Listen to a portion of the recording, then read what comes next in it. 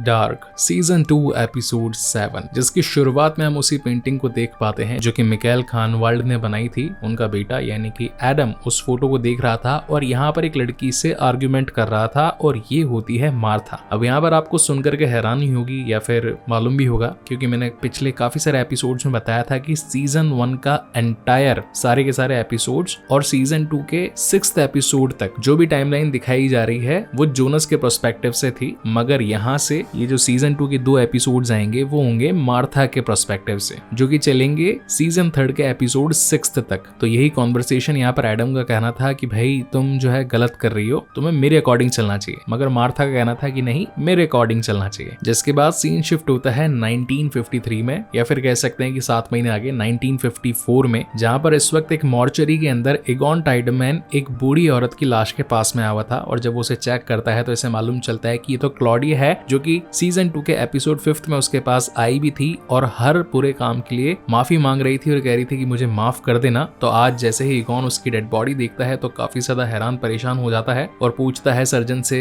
मतलब जो पोस्टमार्टम कर रहे होते हैं, तो डॉक्टर बताते हैं कि इसे एक शॉटगन से जान से मारा गया है और चेहरा देख करके लग रहा है कि मरते वक्त उस पर खौफ का कोई भी मंजर नहीं था, मतलब कि उसने खुशी खुशी मौत को दावत दी है। यहाँ पर हम ऑफिस में बैठे 1987 वाली क्लॉडिया को देख पाते हैं, जो कि इस न्यूक्लियर वेस्ट के होने वाले नुकसानों को कुछ एक टेप रिकॉर्डर में रिकॉर्ड कर रही थी। इसी वक्त यहाँ पर उसकी असिस्टेंट आती है और बताती भी है कि आपने जो मीटिंग्स पोस्टपोन करी थी आज उनका दिन है। मगर तभी क्लॉडिया को याद आता है कि उसके फादर जो कि बहुत ज्यादा बीमार है, अभी तक उन्होंने घर शिफ्ट नहीं किया है, इसलिए मुझे उनके पास जाना पड़ेगा। वहीं हम सीन देख पाते हैं कैटरीना का, जो कि इस वक्त घर में बैठ करके पागल हो चुकी थी और ये डिसाइड कर चुकी थी कि अब उसे भी विंडन केव में जाकर के पास्ट में जाकर के या तो अपने बच्चे या फिर अपने पति को ढूंढना है। यहाँ पर सीन शिफ्ट होता है सभी बच्चों पर, जो कि लास्ट एपिसोड के अंदर ऑलरेडी 1987 वाली टाइमलाइन में जाकर के आए थे। सारी चीजें अपने आंखों से खुद देख करके आए थे कि किस तरीके से हमारे जो दोस्त हैं, फादर हैं, भाई हैं, वो खो चुके हैं या फिर किसी और टाइमलाइन में गुम हो चुके हैं। तो हम कैसे करके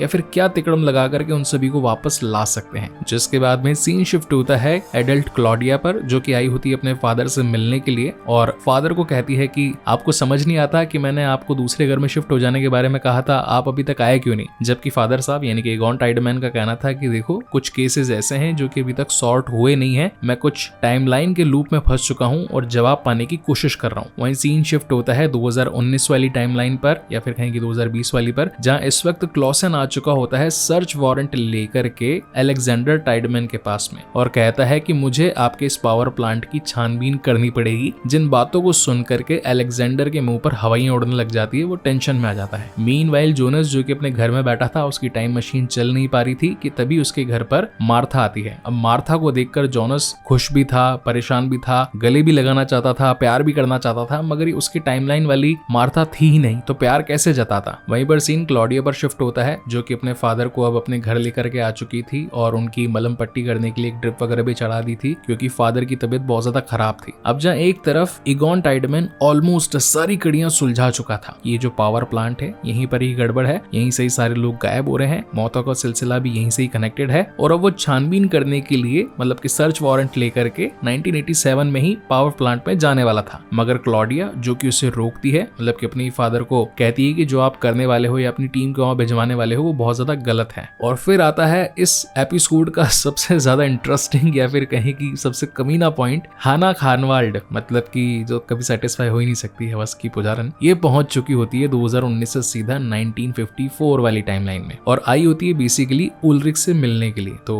पुलिस स्टेशन जाती है जहां पर उसकी मुलाकात एगॉन टाइडमैन से होती है और वो कहती है कि मेरे पति हैं वो खो चुके हैं और मिल नहीं पा रहे हैं, तो क्या आप उन्हें ढूंढने में मेरी मदद कर सकते हैं। तो अब जाहिर सी बात है, शरीफ पुलिस ऑफिसर है, तो एगॉन टाइडमैन अपनी गाड़ी में बैठा करके हैना को साथ में लेकर के जाने लगता है कि ठीक है, मैंने एक पागल को कैद तो किया था, पता नहीं वो है कौन, तो अगर वो आपका ही पति है तो बहुत बुरी बात है, लेकिन अगर नहीं है तो अच्छी बात है, क्योंकि उसे उम्र कैद की सजा हो चुकी है, वो अब सारी जिंदगी जेल में ही काटेगा, क्योंकि उसके सर पर 2 बच्चों के मर्डर और एक बच्चे का हाफ मर्डर का इल्जाम लगा है। देन ये लोग आप पहुंचते हैं एक पागल खाने में। इस पागल खाने में मुलाकात होती है हैना की अपने बॉयफ्रेंड उल्रिक से। अब ये जो उल्रिक है भाई, यहाँ से निकलने के लिए वो हैना तक को प्यार करने का वादा कर देता है। वो कहता है कि तुम मुझसे प्यार करती हो, ठीक है, कोई प्रॉब्लम नहीं है, मैं भी तुमसे प्यार करता हूँ, मैं तुम्हें जिंदगी भर चाहूंगा, पहले मुझे इस जेल से बाहर निकालो। उल्रिक चाहता था कि इस जेल से बाहर निकल करके वो फटाफट अपने सबसे पहले टाइमलाइन में पहुंचे, कैटरीना से मिले, अपने बच्चे मिकेल को भी वापस अपनी टाइमलाइन में लेकर के आए और सब कुछ सेट हो जाए। मगर ये सारी की सारी खबर हैना को लग चुकी थी और अब वो अपने ही बॉयफ्रेंड उल्रिक को एकदम झूठा पटक देती और कहती कि तू साली यहीं सड़ेगा। बचपन में भी हैना कमीनी थी, जब उसे उसका प्यार मिला नहीं था, कैटरीना ने जब ऑलमोस्ट उल्रिक को पा लिया था तो बदला निकलवाने के लिए बचपन में भी हैना ने उल्रिक को जेल की सलाखों के पीछे करवा दिया था और आज भी कमीनी सेम ऐसा ही करती है। पुलिस वाले को जाकर के बता देती है कि नहीं ये मेरा पति नहीं है और ये कोई और ही पागल है। जहां पर ईगॉन सोचता है 1 मिनट के लिए कि अगर ये इसका पति है नहीं तो जाकर के 10 मिनट बातचीत क्या कर रही थी, डायरेक्ट ही मना कर देती। तो कहीं ना कहीं ईगॉन को भी दाल में कुछ काला लगता है। यहाँ 1987 में दोनों बाप बेटियों का झगड़ा चल ही रहा था, यानी कि ईगॉन टाइडमैन और क्लॉडिया टाइडमैन, जहां पर क्लॉडिया अपने फादर को मना कर देती है कि आप उस पावर प्लांट के लिए सर्च वारंट नहीं निकलवाएंगे, अगर ऐसा हुआ तो बहुत बड़ी गड़बड़ हो जाएगी। अब यहाँ पर धक्का मुक्की हो जाती है गलती से और बेचारे जो अपने ईगॉन टाइडमैन है ये गिर जाते हैं। जैसे ही गिरते हैं इनका सर फूट जाता है। अब सर फूट जाता है तो जाहिर सी बात है मरने वाले होते हैं। तो अब जाकर के यहाँ पर ईगॉन को समझ में आता है कि मेरे पुलिस स्टेशन में आज से 33 साल पहले जो बुढ़िया आई थी वो मुझे जिन कारणों के पीछे माफी मांग रही थी और बोल रही थी कि माफ कर देना, तो वो यही रीजन था कि वो मेरी बेटी ही थी जिसने मुझे जान से मार दिया, इसलिए वो मुझे सॉरी बोलने के लिए आज से 33 साल पहले आई थी। मगर अब तो वक्त निकल चुका, सारे जज्बात खो चुके। हालांकि क्लॉडिया चाहती नहीं थी कि अपने फादर को जान से मार दे, लेकिन बीच बचाव में और कई सारे लोगों की जान बचाने के लिए उसे अपने फादर का ये सैक्रिफाइस करना ही पड़ता है। सीन शिफ्ट होता है 1954 के पुलिस स्टेशन में, जहां हैना बैठी होती है ईगॉन टाइडमैन के साथ में और कहती है कि मैं इस शहर में नहीं हूँ, किसी को जानती नहीं हूँ, तो अगर आप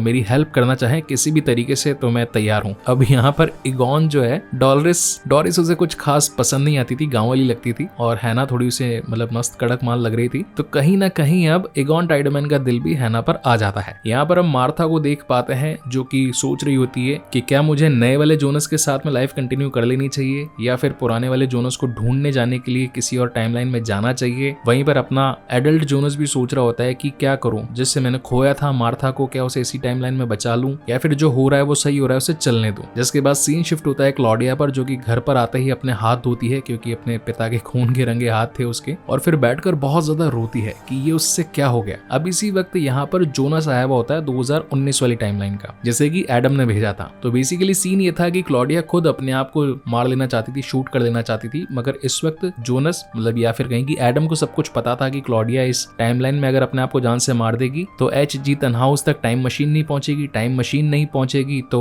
जोनस ट्रेवल नहीं कर पाएगा, जोनस ट्रेवल नहीं कर पाएगा तो सारी जो है गड़बड़े क्रिएट हो जाएगी। इसी वजह से जोनस यहाँ पर बचा लेता है क्लॉडिया को और इसी तगड़े सस्पेंस के साथ ये एपिसोड यहीं पर खत्म होता है। और अब जो अगला एपिसोड आएगा वो होगा इसका फिनाले, यानी कि सीजन 2 का फाइनल एपिसोड, जिसके अंदर बहुत सारे राज क्लियर होंगे। तो वो भी एपिसोड में जल्द ही लेकर के आऊंगा। सो तब तक के लिए keep watching and stay safe. Thank you so much guys for watching this video. मिलते हैं अगले वीडियो में।